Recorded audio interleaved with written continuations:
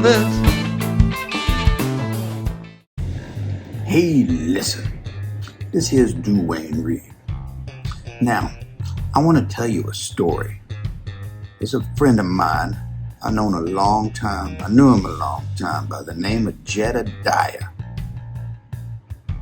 He lived a very poor life growing up.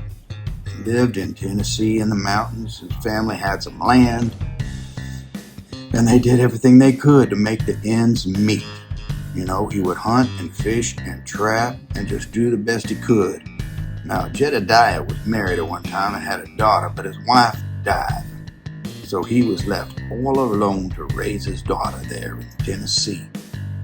He had his mom there, and the poor little nephew that had been abandoned was also with him. Now, one day, Jedediah was out there just doing what he did, trying to take care of the family, get some food, and he came across on his property some oil was flowing up out of the ground. Now, it was an amazing thing for Jedediah because he was able to sell his land and sell his property and get a whole lot of money, a whole lot.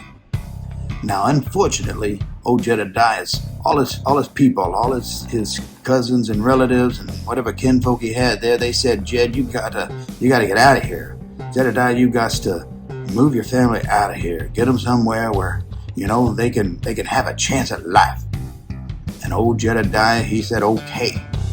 And he picked up all of his belongings and all of his people and moved on out to California. And he got there and you know, he's a redneck country boy in a rich town, and nobody liked him there, and they used to give him all kinds of grief. But he did the best he could. He should have stayed at home. He should have stayed with his people. He could have helped them out one way or another. Maybe not by just giving them money, but by giving them opportunities. But he didn't do that. He was selfish and ran away. And then, after all of that angst and being away from all his family, his mom died.